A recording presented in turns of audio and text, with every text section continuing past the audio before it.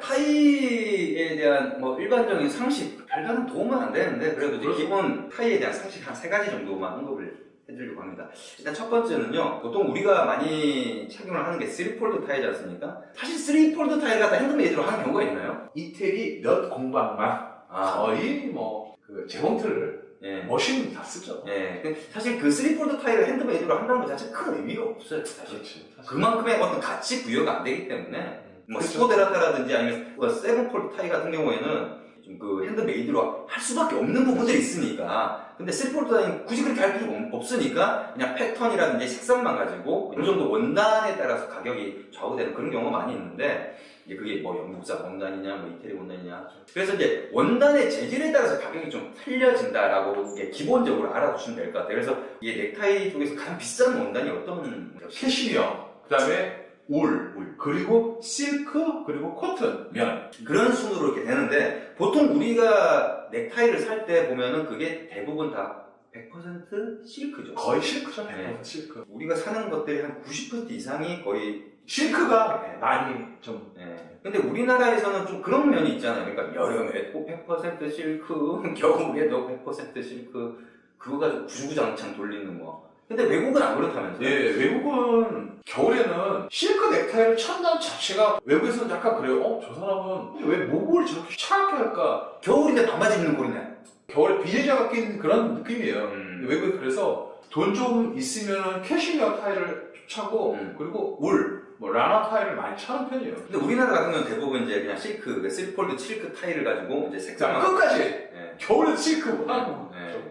그래도 좀 젊은 층들 같은 경우는 약간 좀 뭐 니트 타이라든지 그렇죠. 약간 캐주얼한 타이들 밑에 소금이나 이런 부분들도 이렇게 잘려져 있는 경우들이 좀 있더라고요. 일단 가격은 그런 식으로 좀 차이가 난다라는 거를 좀. 그다음에 넥타이, 그러니까 정장 패션을 하시는 분들은 이제 넥타이를 이제 여러 개를 갖고 있잖아요. 그렇죠. 근데 여러 개를 갖고 있을 때 7폴드는 그렇게 추천을 드리지 않고, 그렇죠. 뭐 스포데라타 정도는 해볼 수 있는데, 문제는 3폴드 타이라 하더라도 재료에 따라서 이제 좀 약간 느낌이 틀리니까 그렇죠. 뭐 그런 식으로 변주를 주시면 괜찮지 않을까 싶습니다. 그리고 다음번에 이제 설명해 드릴 두 번째 이제 상식은 조정실입니다. 이건 스포데라타 타이를 가지고 설명드릴게요. 여기도 보면 조정실이 있네요. 이렇게. 여기는 지금 소검에 있는 부분인데 대검 쪽에 있는 대검 쪽에 이 중간에도 있는 게 있어요. 보시면은 여기 이렇게 매듭이 지어진 부분이 있는데, 요 매듭 지어진 부분 바로 밑쪽에 이렇게 실이 이렇게 쭉 나와 있는 경우가 있어요. 요걸 조정실이라고 하는데, 넥타이를 저희가 꽉 맸을 때 꽉 매갖고 실이 이거를 원단을 끄집어 당길 수가 있어요.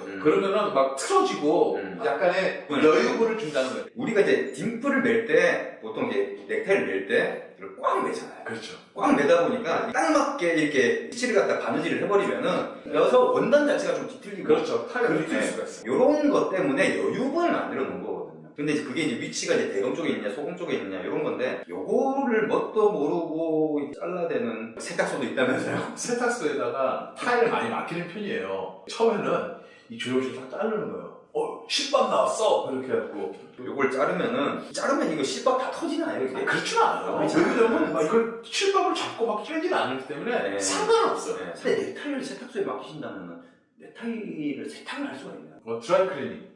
드라이클리닝. 근데 드라이클리닝은 많이 안 하는 게 좋죠. 드라이클리닝 데미지가 나기 때문에. 연 재료 자체가 이제 뭐랄까 천연이잖아요. 그러다 보니까 열을 가하게 되면은 그만큼 뒤틀어져요. 그렇죠. 그래서 드라이클리닝이 결코 좋은 게 아니죠. 양복도 마찬가지고. 그렇죠. 세탁소에서 이렇게 한다고 하더라도 그걸 이제 드라이클리닝에서 우리가 생각하는 그런 드라이클리닝은 안 해요. 넥타이 같은 경우는 약간 열기를 좀 이용해서 약간 스팀으로서 이렇게 좀 펴는 그런 식이지, 그런 드라이클리닝은 아니니까. 잘못 맡기시면 넥타이 그냥 비싼 넥타이 그냥 다 망가진 거죠. 그죠? 특히 넥타이 뭐 잘못 다리면은 막 반질반질해져갖고 버려야지 사실. 일단 그래서 조정실이 있다는 거, 요거를 두 번째 말씀을 드리고 싶고, 세 번째는 이 넥타이를 잘 보시면요, 저번 시간에 저희가 7폴드 같은 경우에는 그 원단이 2배 이상 들어간다고 했어요. 그 3폴드보다. 근데 넥타이가 기본적으로 만들 때 원단이 많이 들어가요. 왜 그러냐면요, 이거는 지금 7폴드이긴 한데 넥타이를 보시면 이게 문양을 보면은 대부분 다 사선이에요. 왜 그러냐면은 넥타이 원단을 가만히 이렇게 유심히 살펴보시면은 원단이 이렇게 네모나게 있는데, 넥타이를 만들 때 이걸 45도 돌려서 넥타이를 잘라내요. 원래 이렇게 하면은 길게 나올 게 이렇게 돌려놓으니까 그만큼 나머지 로스율이 많은 거죠. 가만히 보시면 45도로 이렇게 촘촘하게 이렇게 자른 거예요. 왜 그렇게 자를 수밖에 없냐면은 딤플을 낼 때, 매듭을 칠 때 그냥 이 원단이 솔리드하면 이게 풀릴 일이 굉장히 많아요. 자연스럽게. 사선으로 되게 되면 이게 딱 모양이 그렇죠. 제대로 꽉 잡히는 거죠. 그래서 보통 스트라이프라든지 이런 그 패턴을 보면은 대부분 사선으로 이렇게 되어 있는 거죠. 물론 안 그런 것도 있어요. 지금 이거는 이제 자가드 원단이죠. 그렇죠. 네, 자가드라고 그러는데 이런 자가드 패턴 같은 경우는 이게 안에 수가 있기 때문에 그렇죠. 원단 원래 방향대로 이렇게 만들어도 상관이 없는 거죠. 근데 대부분은 이렇게 사선식으로 되어 있다. 그러다 보니까 넥타이를 하나 만들 때 원단이 많이 들어갈 수밖에 없는 거죠. 그래서 3폴드 타이를 만든다 해도 좀 로스율이 많은데 이 7폴드는 더 넓으니까 그만큼 로스율이 더 큰 거죠.